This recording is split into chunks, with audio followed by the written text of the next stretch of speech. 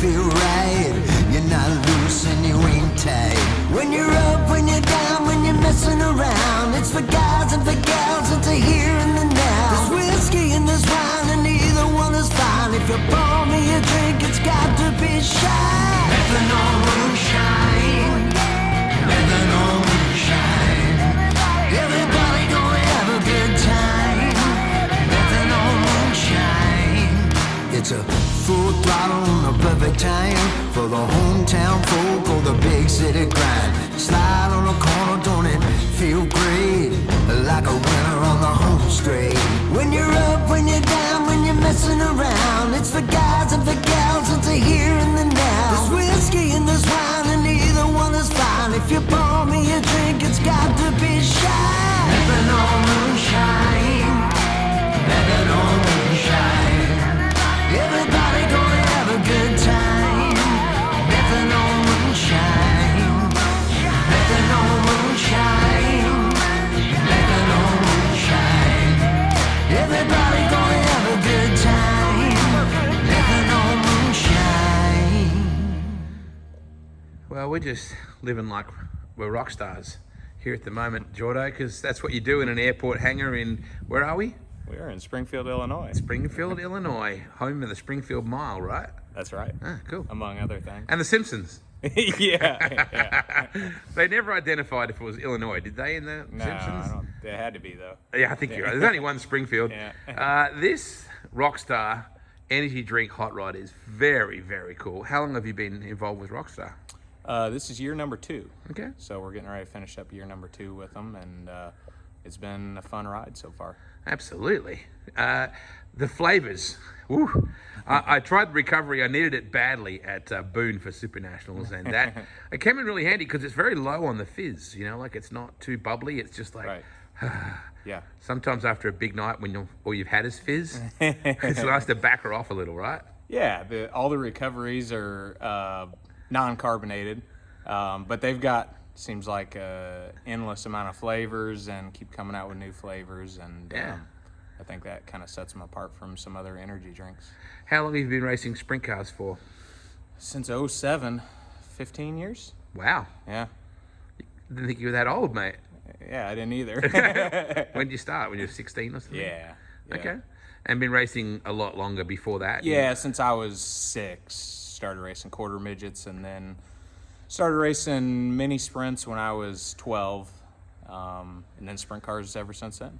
So Dad's had a pretty big influence on your racing career, I would imagine? Yeah. He's the reason we're here. Okay. Basically. Literally and figuratively. Yeah. The car looks fantastic. Lucas Glasgow is a huge part of what you do with all this sort of stuff as well. It's actually him that I met to end up meeting you. He really lives and breathes this sport, doesn't he?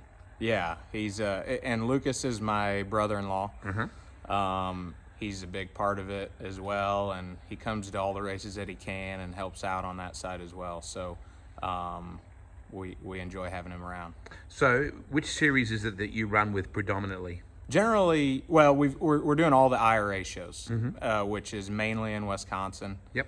And then we get to Knoxville as much as we can, handful of times a year, and then just kind of hit and miss when time allows. So where are you in the points right now in IRA? Second. Mm-hmm. So we got 3 nights left.